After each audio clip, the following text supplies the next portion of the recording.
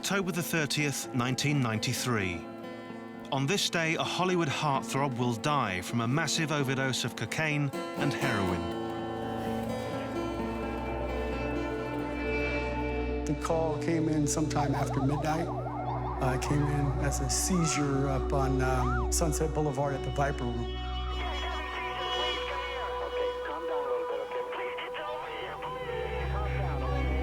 I walked out and I literally cartwheeled over him.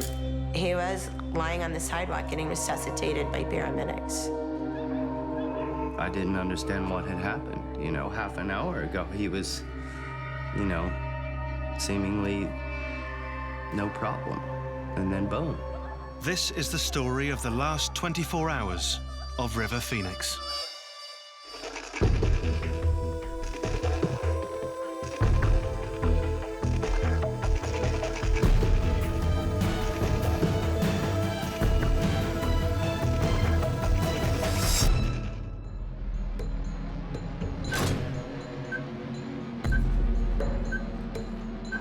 Los Angeles, Saturday, October the 30th, 1993.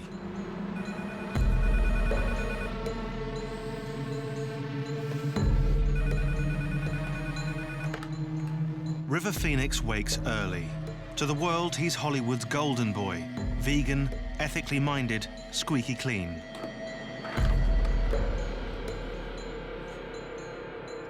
The truth is very different. For over 2 years, River has been struggling to overcome a drug problem. Today, that problem will overcome him.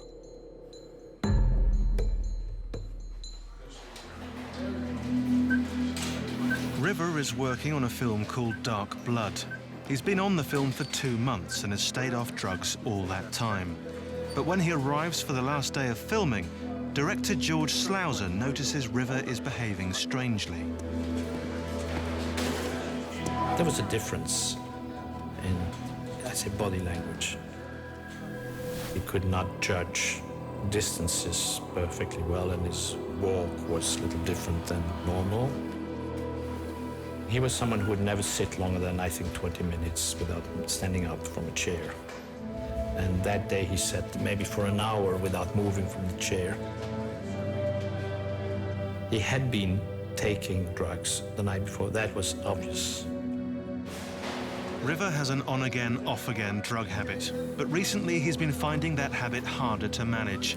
Until today, he's been clean on set, but it's been a struggle. I saw him during the shooting of Dark Blood. He was in bad shape during that. And I think that had more to do with the drug problem at that point. That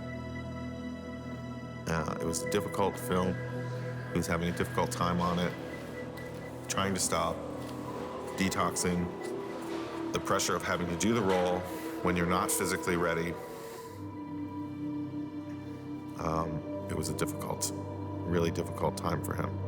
Now, for the first time on the shoot, it looks like River is losing the battle. And I got a call on my machine, and he says, it's River. He said, maybe I can see you over the weekend. He says, you know, I'm having a real hard time keeping my head above water. He says, in this crazy business. It was the first time I ever heard any uncertainty in River's voice.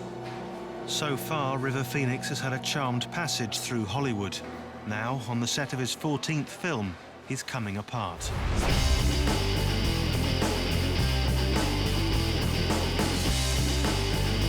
River was 9 years old when his family moved to Hollywood. By the time he was 15, he was already getting noticed. He just had something special. The first time I had laid eyes on River Phoenix was when I was casting my movie, Night in the Life of Jimmy Reardon.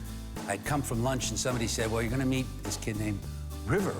I said, River, is that his real name? And she said, yeah. I said, what? She said, River Phoenix. I said, whoa, what a name. I walked into the little reception area, and this kid stood up. And as he walked over towards me, I saw this light around him. And it was like a halo, and it was an aura. I mean, all of this happened within seconds. I just said, this is a star. It was River's performance in the hit movie Stand By Me that thrust him into the limelight. Overnight, he became a teen idol. His face was on the cover of magazine after magazine, and he was getting thousands of fan letters every week. But River was more than just a pretty face. He could act too.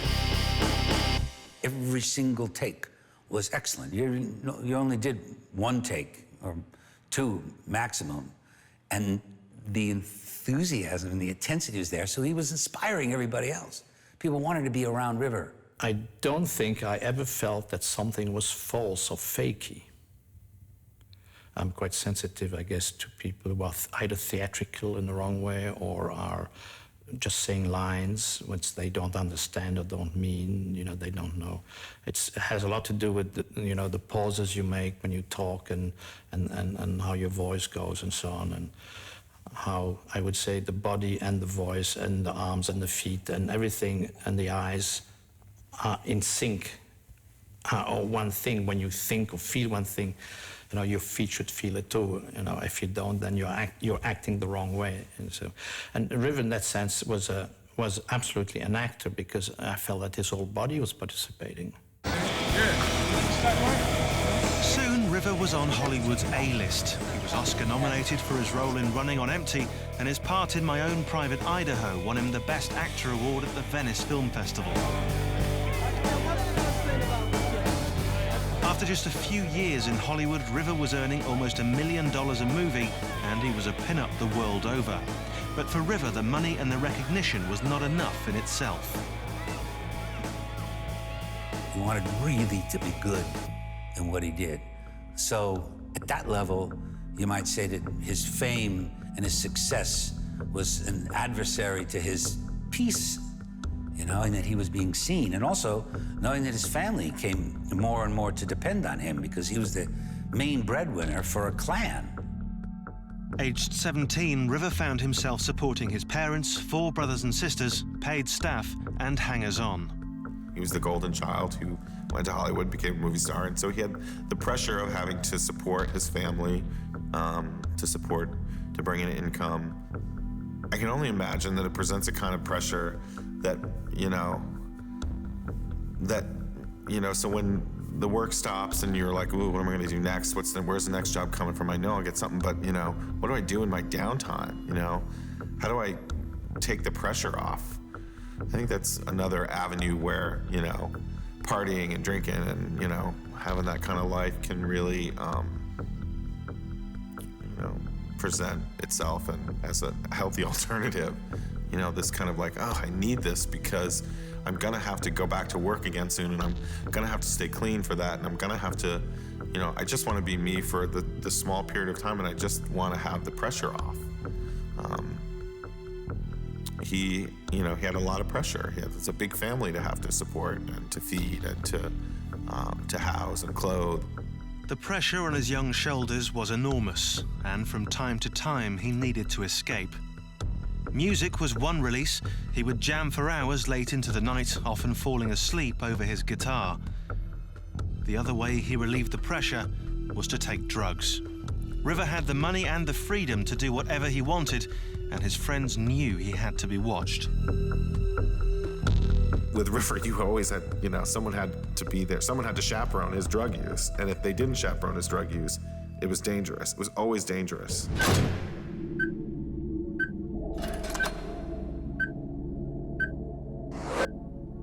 River has been on the set of the movie Dark Blood for 8 hours. He's on edge, feeling terrible after a late night taking drugs, and so far today, all he's done is sit and wait. It took us all day to set it up because we had just come back to LA and we had other sets, and so, the actors had to wait around most of the day for this one scene. Director George Slouser is watchful of his star. I felt that I had to be sure that everything was going to go okay. It's like you have it's a bit silly to say, but if you have someone who's sick, then you might take along, to sit down somewhere. You take care a little more because you don't know exactly how things will develop. First positions, please. Finally, the cameras are ready to roll. It's time for River to perform. But of all the scenes he's ever done, the next is the one he's come to dread. He'd long idolized his co-star Judy Davis, but now he was getting the chance to work with her. She seemed to be doing everything she could to make his life a misery. Good. She was very difficult to work with, and we had a bad relationship. I was very irritated by the way she treated River, by making it difficult for him to act, whispering instead of talking, or when you could help, not helping. Yeah. The only time I suffered through an actress, I've never had any problems with actors ever before in my career, but she made up for 40 years or something, or 30 years, because she was in a kind of way impossible, and she made it tough for River also. He complained to me many times that she was making it tough for him. River was so sensitive, and I don't think that he'd maybe experienced even until that particular movie, people that weren't kind to him at some level. River felt the antagonism deeply. He phoned friends in tears. Yet for 7 long weeks he endured it, asking George Slouser to postpone the love scenes. He asked me, can I play this scene the last day, because I don't feel like doing it halfway and touching her and whatever. I mean, he'd said, you know, I'm getting goose pimples if I have to touch her arm. Now the scene can be delayed no longer. It'll be the last of River's short life. And in just a few hours, he'll take the drugs that will leave him fighting for his life on an LA sidewalk.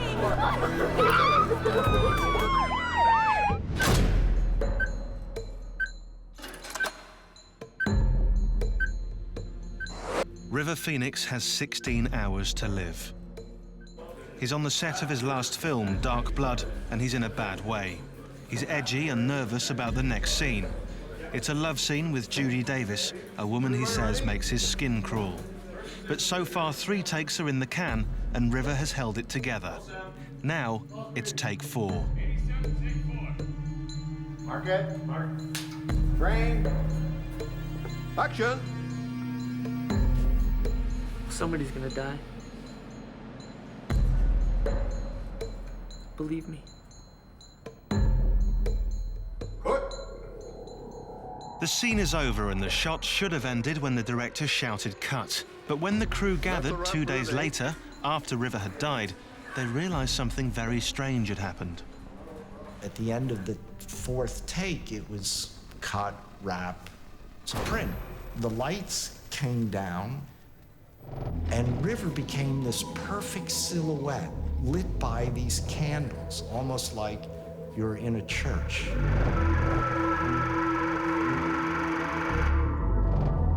River walked up to the camera and stood there for about 5 seconds. And then I had realized, oh, the camera was still rolling, and I turned it off. River died just hours after this shot was taken.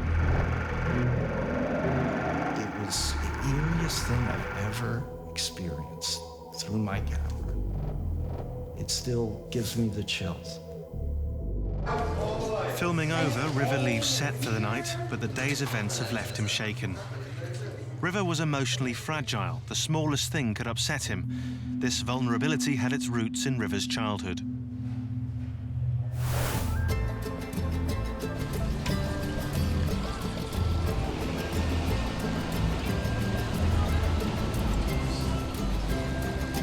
River spent his early years on the road in Latin America.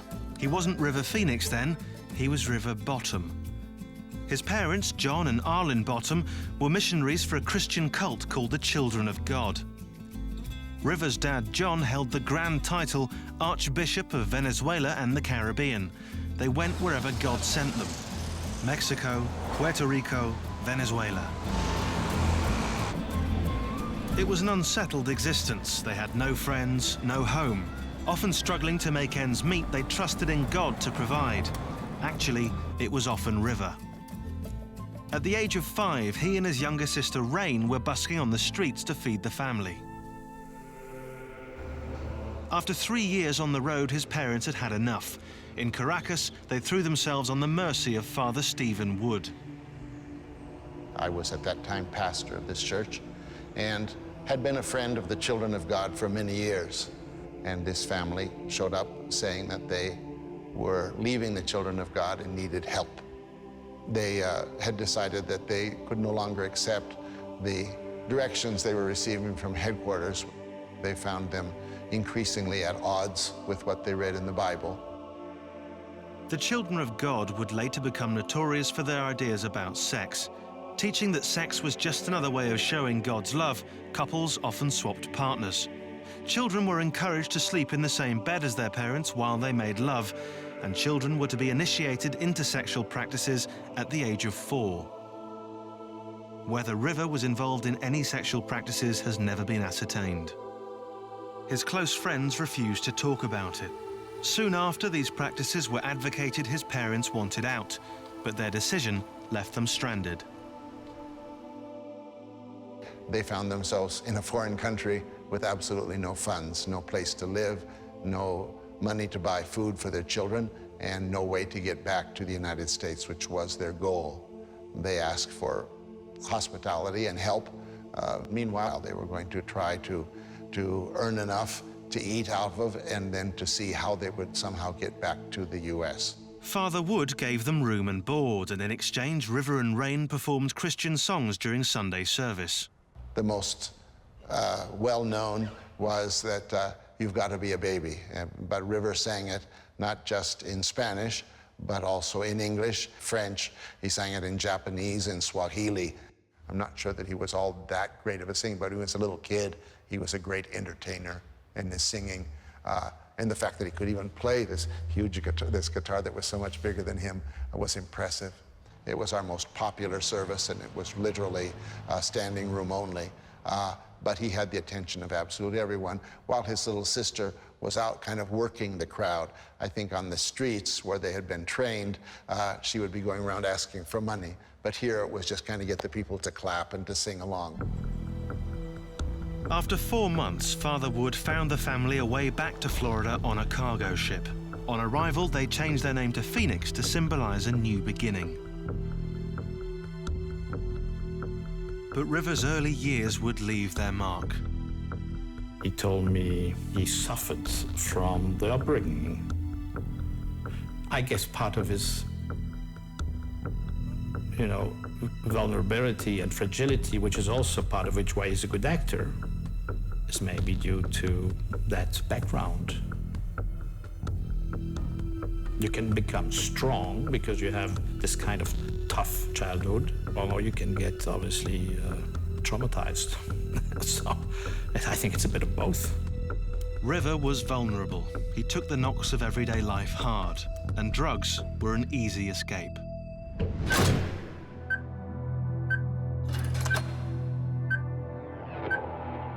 River Phoenix has just 6 hours left to live. He's had a tough day on the set of his latest film, Dark Blood. But now he's back at his hotel where he can let go with his family and friends. Dickie Rude has been a close friend of River's for 2 years. He was just in good spirits, His family was around, his brother and his sister and his girlfriend, and he was happy to be, off of the set. Things were jovial. Dickie's wife, Abby, is River's personal assistant. Samantha Mathis has been dating River for the last 6 months. And some of River's family have flown in to see him. Joaquin, his only brother, is here. And so is Rain, River's sister, who shares his passion for music. Yeah, Rainbow Leaf, Liberty Summer, they loved River dearly. He was the best older brother ideal you could imagine, nurturing, caring, protecting, and would go to him for advice. And he had, a great deal of experience with all of their emotions and differences.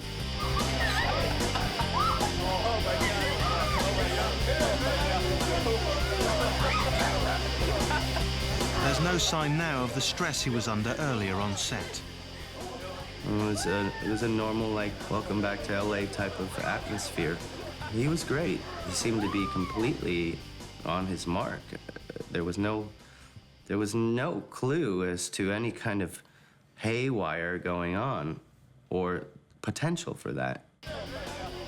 So far today, River has stayed clean, and that's the plan for the night ahead. He wants to keep a clear head because he's been asked to play at one of LA's coolest new clubs, the Viper Room. River is due to appear alongside one of his music heroes, but tragically, he'll never make it onto the stage.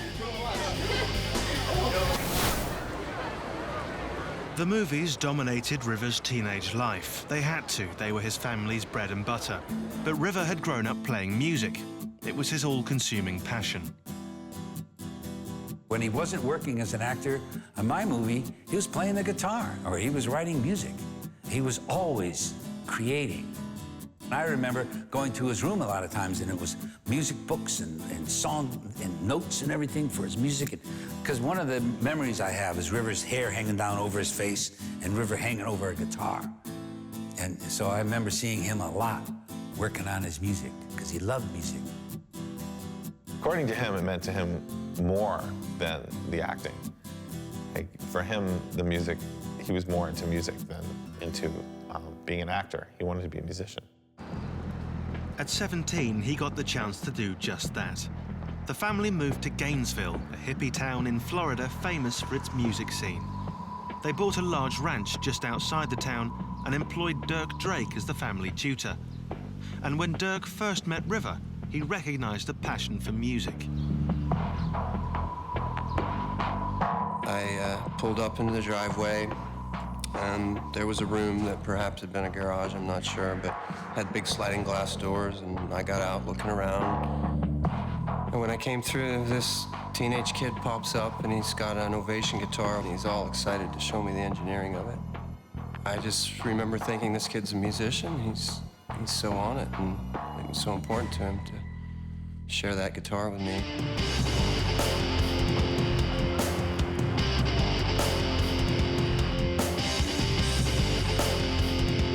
Gainesville had a thriving music scene in the mid-1980s. This was the first place that the emerging punk rock, post-punk rock scene was happening. And I think putting the band together was a primary focus in coming here and finding musicians that would be complementary to the songs he'd written and the tastes that he had. In 1988, River formed Alec Attic with his younger sister, Rain. He threw himself into writing, turned the garage into a rehearsal studio, and booked the band on a 2-week tour of the East Coast. He put everything into the band and secured a 2-year development deal with Island Records. If, in that time, the band could produce a good demo tape, they would finance an album.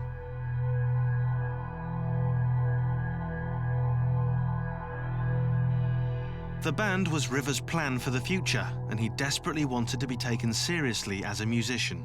It was very difficult for River because he didn't want his name or his movie star status attached to his band's gigs. And it never seemed to fail. They'd get a gig at a club, and the proprietors of the club, I guess eager to get people through the gate, mentioned, River Phoenix and his sister Rainbow. It was disappointing because he wanted his music to be taken for the music and not the music of the Hollywood star. Any chance River got to prove that he wasn't just a teen actor with rock star pretensions, he leapt at. On his last day, he'd get such a chance.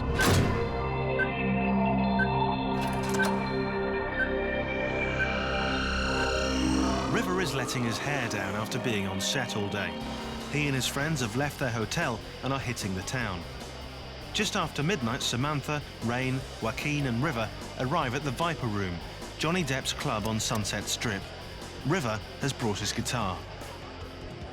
In the corner of the club sits a small stage. Tonight, Johnny Depp's band will be playing. Among the lineup is Flea, bass player for the Red Hot Chili Peppers and one of River's closest friends. River's planning to get up on stage and jam with some of the best musicians in town. For this, he's staying clean. Pleasant Gaiman, LA columnist, is also in the crowd. It was very smoky and very crowded. It was a mixture of Hollywood hipsters and band people and people that just wanted to see Johnny Depp play in a band. Some giggling, teeny boppy kind of girls.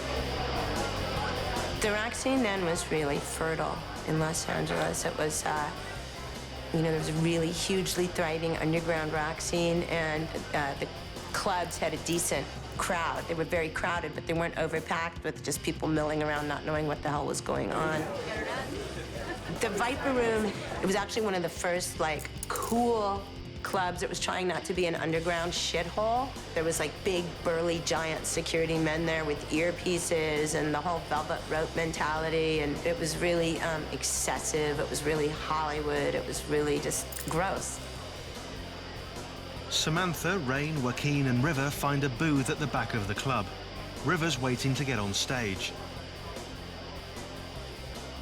The lineup tonight will include Al Jourgensen of Ministry, Gibby Haynes of the Butthole Surfers, and of course Flea from the Red Hot Chili Peppers. River's happy. He's staying away from drugs so he can jam with his close friend Flea. But that's not going to happen. River and Flea had been great friends since they met 3 years earlier on the set of My Own Private Idaho. Flea, a sometime actor, had a small part in the film. Filming began in Portland, Oregon, and almost immediately cast and crew realized they were involved in something special. They worked hard, they played hard. River and many of the younger actors moved into director Gus Van Sant's house. The day's work on set would be followed by jam sessions late into the night. This footage was shot by River's friend, Matt Ebert. When he and Flea met on Idaho, you know, they got along like, you know, brother and brother. Like, they just went arm in arm into the sunset with it. Like, they just, you know, played guitar together and really, like, you know, became really close friends almost immediately. Flea was fascinated by River's talent as an actor, and River is a fantastic actor who is wanting to be a musician, so it's a natural attraction and a natural source of friendship and learning for each other. He loved him. He loved Flea. River was crazy about Flea. From this moment on, River and Flea became inseparable, and on his last day, Flea would be with River until the very end.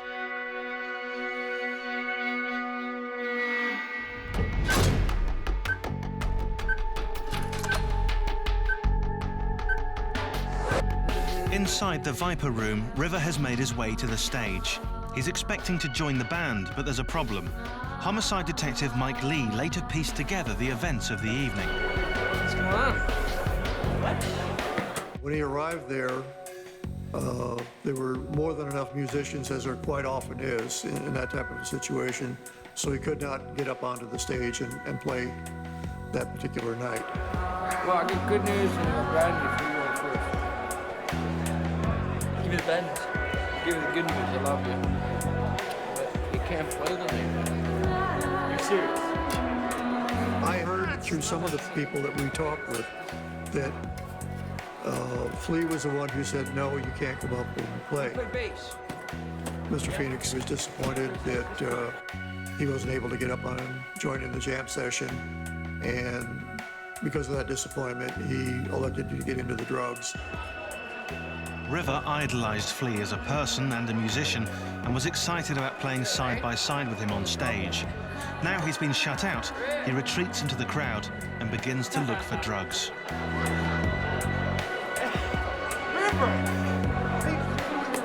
If you were of a mind that you wanted to go in and party with drugs, they were available.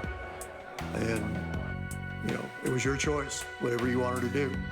It was not at all hard to find drugs out on the Strip. There was drugs everywhere. Probably the main things were cocaine and heroin.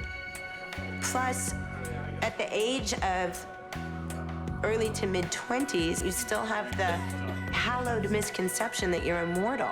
You know, you still look pretty. You don't really get a hangover, you know? I mean, you can, sure, I can do all of this, you know? It's not gonna have any consequences. All right, you know what? I know what you need. I know what you need. So I know that he was disappointed, and being disappointed in something I think we've all been there, where instead of reaching over and closing the door, you sometimes slam the door. River is about to take the drugs that will kill him. My Own Private Idaho introduced River to Flea. It was also where his drug use first became dangerous. By 1989, River had played some interesting roles, but they were all safe, chosen for him by his mother and agent as suitable for the River Phoenix image. Yet River longed for something different, dangerous and adult, longed for a role he could call his own. The script for My Own Private Idaho offered that role. This was an art house film about male prostitutes based on a play by Shakespeare, about as different and edgy as River could have hoped for. It was very, very cool at that point in time in youth culture to focus on the dark side and focus on the beautiful loser and the romantic lost boys and girls of our culture. And River was attracted to that and curious about it, and this was his chance to jump into it. His character, Mike Waters, was a heroin-addicted rent boy, and River was determined to do the part justice. With his personal assistant, Matt Ebert, River spent days hanging with rent boys on the streets of Portland, Oregon. Now we're mixing ourselves up with street kids and, you know, boys and girls, young boys and girls, and the drug element is there. We have dealers, we have Johns, we have, you know, we're kind of on the underbelly of all of Portland, trying to scrape up some history. We're going to bookshops and, you know, little bathhouses and, you know, looking for any kind of seedy. We're looking for it because we have to recreate it. We have to, you know, do it, and we want to do it right. We don't want to just, you know, invent, you know, this for an audience. We want to create, we want to reflect it. And we want to do it honestly. He was really into research. He was very big on, like, okay, I got to learn all about these characters. We'd go into what they call Vaseline Alley, and we'd meet street hustlers, and we'd take them home and we'd interview them. Here I am walking in the motel room in my bathtub. Morning, I stand next to you, and I say, so you're gonna take your pants off. Mm-hmm. What is your reaction? Mind-boggling stuff, you know, like the lives you would run into with this. And you're thinking, you know, here I am with this. We're actually doing, you know, trying to find out what it's like to do that, you know, what these kids actually have to go through. And a lot of it was really painful, you know. And I think that while it can feed an actor, it also can be dangerous. You know, the closer you come to a really dangerous environment and a situation, the closer that environment gets to you, too. One of the fundaments of acting is research. You know, there's a certain amount you can bring from within, but then there's a lot you need from without. And when we were on the streets of Idaho, and he was acting, and we were all acting with street kids who were literally heroin addicts, and you knew they were heroin addicts because they had tracts in their hands, and they talked about it on the film. So that River would try that would be, I can't imagine him not trying that, actually. I mean, being as young as he was, and as brave as he was. Depending on how you're looking at it. River had drunk before, smoked some dope, snorted some coke, but always in moderation. Now he knew no restraints. As the parties at Gus's rolled on night after night, his drug use escalated. Because I feel there's a theme. Xanax, Valium, Vicodin, Percodan, Percocet, you know, drug after drug after pill after pill after pill, smoking pot, drinking alcohol, snorting cocaine, snorting heroin or smoking heroin. We did a lot of drugs. You know, we did a lot of drugs. What had started as character research was now becoming much more dangerous. We're not made of Teflon. We're skin and bones. And, you know, I think that's when, you know, that's when his addiction really started to take off. However hard he battled it, the urge would always be there. In moments of stress or anxiety, the temptation would be hard to resist.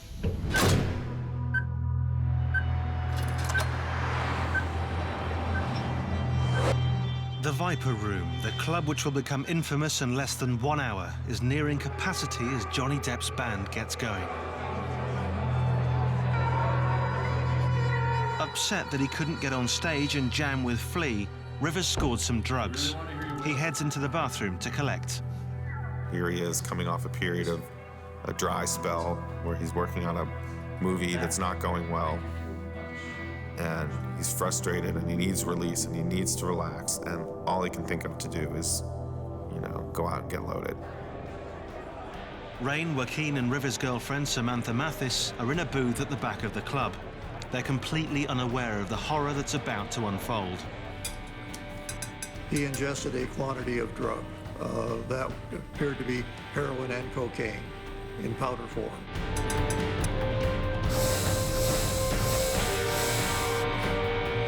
It appears that it was snorted, and the reaction was almost immediate.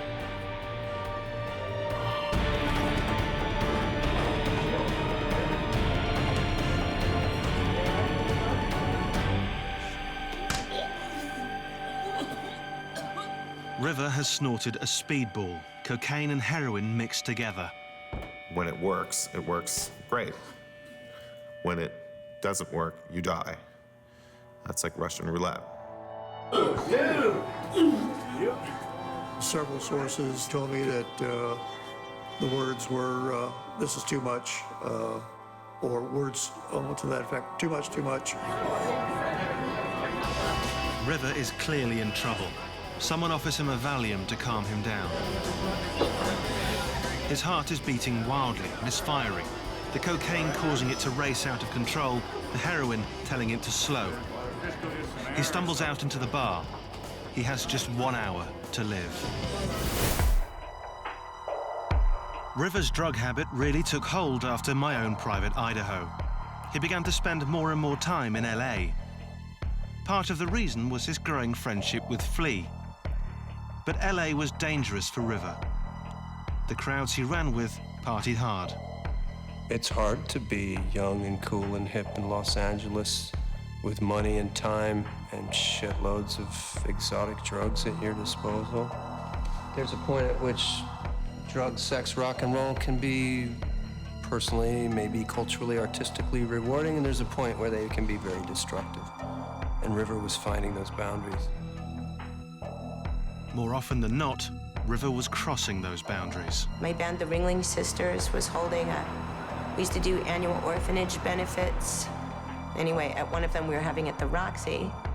There was a really cute boy passed out backstage in the hallway and just getting worse and worse, like sweating and just, looking like he wasn't getting up. And I was like running around being a stage manager and making, doing raffles with the audience and stuff. And finally, I looked down and I'm like, who is that really cute and really fucked up boy that's laying on the floor? We have to get him out of here. And someone said, that's River Phoenix. I'm like, that's River Phoenix? Jesus. In the periods between Idaho and going back to Oregon to work on Even Cowgirls Get the Blues and seeing him then, it was taking its toll. The drugs were definitely beating him down.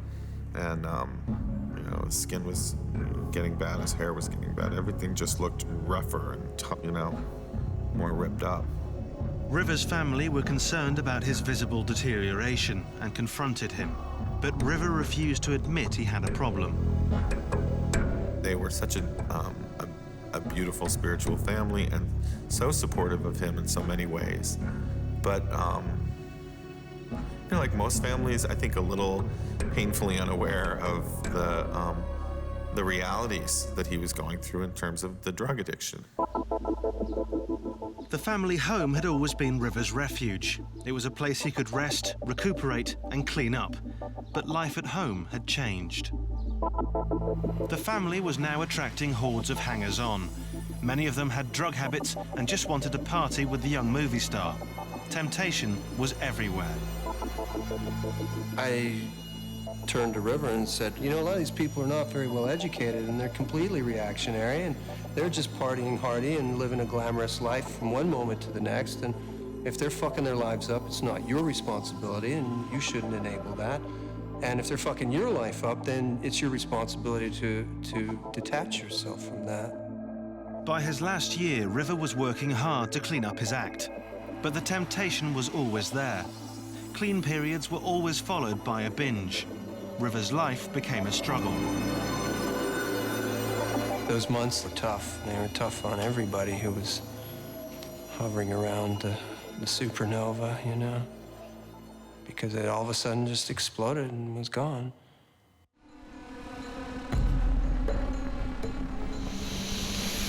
Inside the Viper room, River has just taken a massive overdose of cocaine and heroin. His body is struggling to survive, but he can still be saved. He just needs help, fast.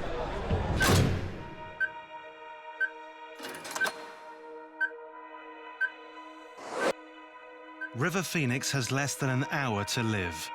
He's gone to the Viper room on LA's Sunset Strip. His sister Rain, brother Joaquin, and girlfriend Samantha Mathis are in a booth drinking. They think River's on stage getting ready to jam with friends.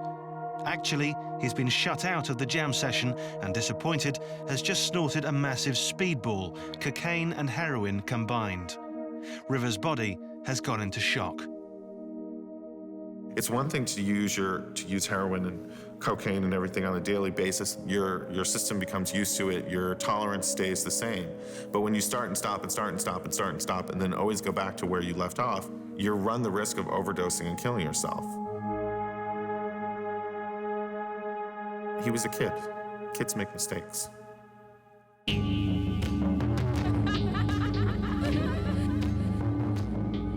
Back at the table, River's having a difficult time.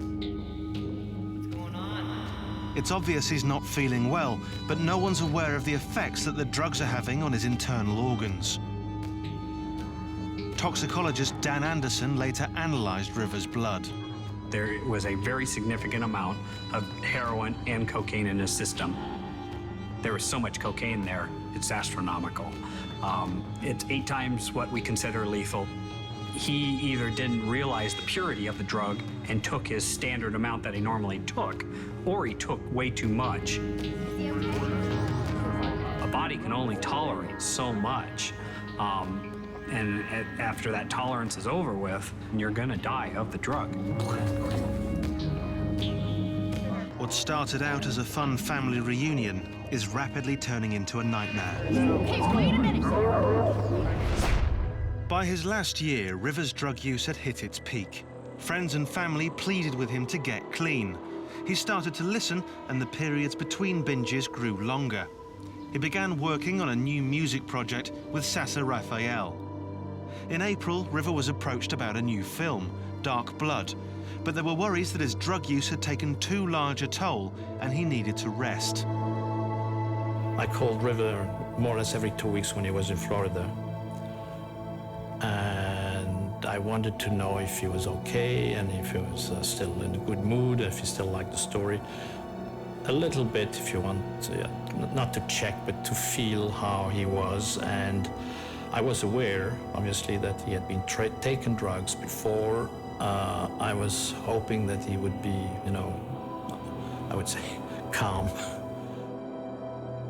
River's father, John, had recently moved to a farm in Costa Rica, but he realized there was a problem and intervened.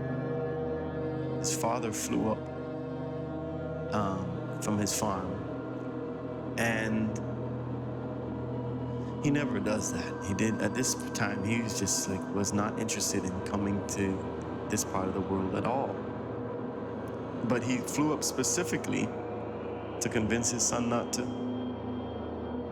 go film the next movie. John was just saying, give it a break.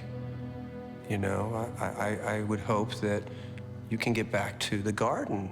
Take a break. Don't do any more projects for a while. Come live in Costa Rica. Work in the garden. Let's get back to being a family. But River wanted to work with co-star Judy Davis, whom he admired so much, and he was the family breadwinner. He had some 30 people to support. He decided to do the movie.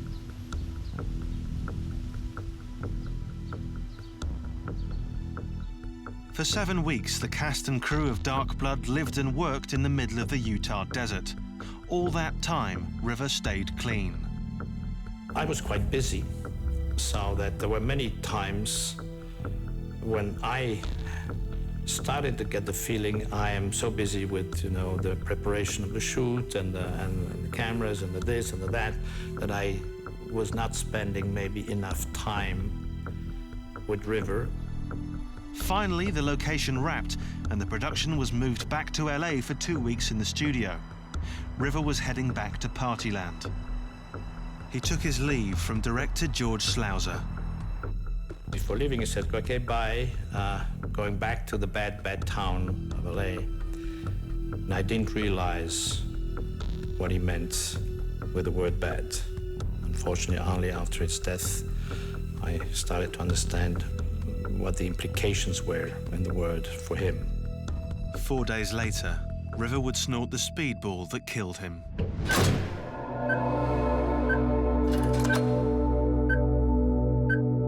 Inside the club, River has been suffering badly from a drug overdose, vomiting and passing out. At first, Rain and Joaquin weren't aware of just how bad things had got, but as his condition worsens, they drag him outside for some air. As soon as River's body hits the street, he goes into seizures. The vegan with the squeaky clean image is now dying of a drug overdose. The people around him at that time, it was a kid, his brother, young kid, Joaquin, and he's dying in front of them, and they don't know what to do. And the people in the bar don't know what to do. They watch this celebrity move around, and they watch this famous person. Do we say something is happening to this famous person? The fame itself kept him from getting what he needed to live. Whether the fact that River is a celebrity, or the fact that drugs are involved, or the fact that they're terrified by this sudden turn of events, the result is the same. No one calls for an ambulance for a full 5 minutes. Finally, Joaquin takes action. All 911 calls are recorded. This is Joaquin's call. Yeah, he's having seizures on Sunset and Larrabee. Please come here. Okay, calm down a little bit, okay? What's the address where you need us? It's Sunset and Larrabee. It's at the Viper Room. He's laying on the cement. Is he breathing? I don't know. The last I checked, they said he was breathing. Is he fucking breathing? I don't know if he's breathing. Please, you gotta get over here. Where's the ambulance? Who's with him right now? My sister and some people. Sister? Yeah. Okay, can you talk to her from where you are? God, she's trying to give him mouth to mouth. Please get over here, please. Calm down, okay? Sir, calm down. Tell her not to give him mouth. It's 4 more minutes before the paramedics arrive. River is lying still. His seizures have stopped and his breathing is shallow. The speedball is attacking his heart. Beating wildly out of sync, his heart is failing, pumping little or no blood. He's running out of time. River Phoenix was lying on the sidewalk, unresponsive, with a couple of friends around him. And he was pulseless, he was non-breathing, and had no heart activity. We immediately started CPR, intubated him to control his airway, and started an IV, and gave him a series of drugs in an attempt to restart his heart. Back at the Hotel Nico, 2 of River's closest friends, Dickie and Abby Rood, have no idea their friend is in trouble. We got a phone call at the hotel, a hysterical phone call. I can't remember from who, whether it was his brother or his sister. We jumped in the car and rushed up the street. It wasn't that far away, but it was a terrifying shock. A terrifying shock to see your best friend lying on the sidewalk with paramedics standing over him and a crowd of people around dressed up in Halloween costumes, and it was just incomprehensible for me. Having failed to restart his heart, the paramedics prepare to transport the lifeless young actor to the closest emergency room. News of the incident has spread into the club. Flea runs outside and demands to travel with River to the hospital. But it's too late for River Jude Phoenix. He's pronounced dead at 1:51 a.m., October 31st, 1993.